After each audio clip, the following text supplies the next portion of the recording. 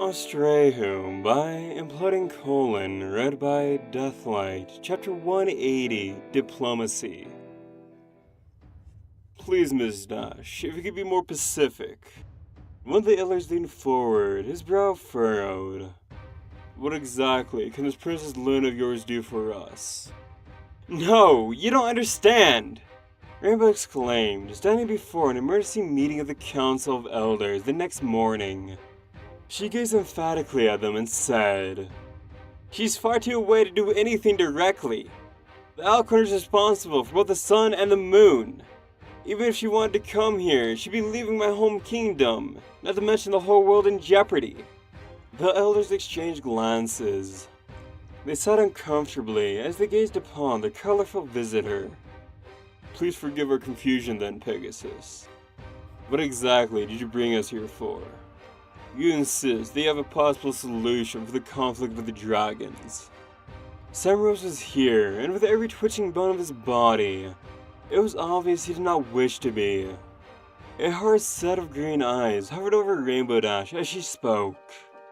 "This pendant that I wear," she said, holding up the item in the glittering torchlight for all the Sylvadelians in the chamber to see. "It's more than just a keepsake. It was, zapped a long time ago by the princesses of my world. They used to talk to me anywhere in the world as long as there's a full moon." The moon? Basically, when the world outside lights up at night like it does. She and I can chat. What's more, others around me can hear her. It would greatly interest us to hear what your princess has to say. Rainbow Dash fidgeted. That's just the thing. She lowered a hoof from her neck piece. She can't talk to me right now. The Sylvadelians murmured. Zeta was there, looking frazzled as usual. He glanced across the way and gave Amberspeak a nervous glance. Samura shifted uncomfortably, as if his muscles were about to burst through his regal golden armor. But I can get communication going with her again. Rainbow Dash exclaimed eagerly, her lips bursting with a hopeful smile. "Once it's night and I catch some of the moonlight, I can get her to talk. But she doesn't have to talk to me, and me alone." "What exactly are you proposing?" Samurai's remarked in a dull tone.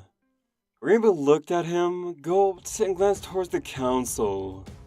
"Do any of you guys know where the matriarch is? I mean, you're building a tunnel to the Dragon Queen's nest as part of the grand project, right?" "That's correct. After years of the servicing, of pony surveyors sacrificing their safety, we have ascertained her position," Mudolder said. "But the location is far too dangerous for any of us to get into. Hence the tunnel we have decided to dig."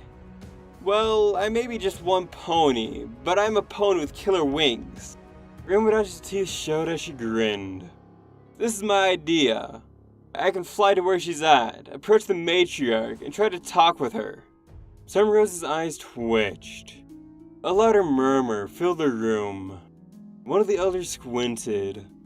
"You would converse with the matriarch?" "I mean, the princess would. I already talked to her about it. I'd go at night when the moonlight hits, and I'd have her talk through my pendant to the matriarch." "Council, with all due respect," Sama spoke up, keeping his voice calm and humble. "I already see where this proposal is going, as I'm sure all you can. But I don't think such a daring task is worth risking the life of an outsider who has no place within our conflict." "It's totally worth risking stuff for your audacity. Princess Luna is an Alicorn. She's older than time and stuff. If there's any opponent in the world who's equipped with reasoning with the Dragon Matriarch, it's her."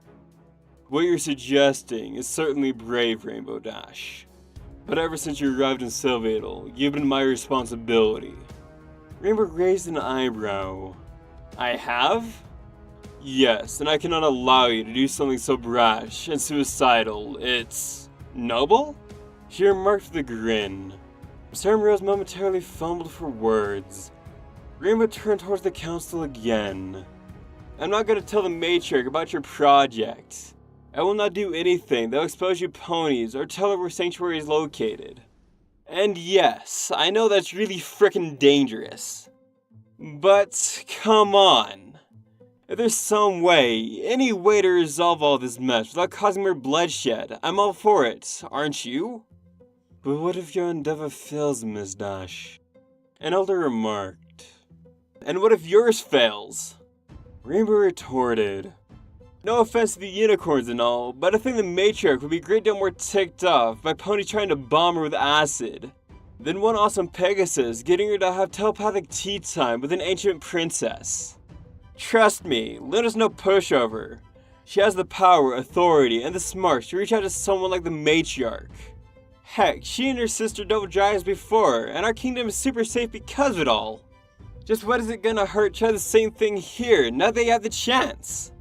The council stared amongst themselves. They exchanged whispered words, while the guards in the audience and attendants shuffled anxiously. Amber speak bit her lip, while Lamy lingered in the background. Finally, one of the elders stood up and faced the unicorns in attendance. Mr. Zeta. The unicorn twitched. Oh, that's me. Yes, you're High Pony-ness Pony? How's the weapon coming along? Is it near the final stage of development? Oh, totally. He smiled and ran a shaking hoof over his shaved mane. We've got the Arcanium all fused together, and we'll be ready to pour the Deathwater in less than 2 days. The ponies in the tunnel are telling me that we're almost to the nest. In fact, they're lining up the charges to seal off the passageway to Sanctuary as we speak. An old mare nodded, exchanging glances with her fellow elders, then faced the crowd. It is our decision, then, that the grand project shall continue as originally planned. A low hush fell over the audience. Rainbow Dash's ears drooped with a sigh as she hung her head. However, if our brave visitor is so committed, then we shall allow her to embark on this daunting task. Sunrose did a double take. Rainbow's face jerked up. Her lips twitched as she smiled. The ponies around her was gasping in amazement. The elder spoke on. We are desperate to survive, yes. But this does not entirely require the means of absolute violence. While the bombing the matriarch is still our ultimate move to make, we shall take advantage of any other opportunities that are available to us. Council, please. Sunrose tried to speak. Another elder spoke more loudly and directly to Rainbow Dash. Miss Dash, do you have a solemn vow to make this trip solely on the purpose of bridging communication between your kingdom's ruler and the matriarch? Absolutely, Rainbow said with a fluttering of her wings. And you should not let slip one word considering the nature of Sanctuary and its occupants. I shall defend the truth, my most awesome life. Rainbow added with a wink. Council, she does not belong here. Sam exclaimed fitfully, trying his hardest to maintain composure. She is an experienced Pegasus, yes, but she has not been tempered by the hardships of this landscape. I have seen brave, loyal comrades of mine buckle under the torment of the dragons.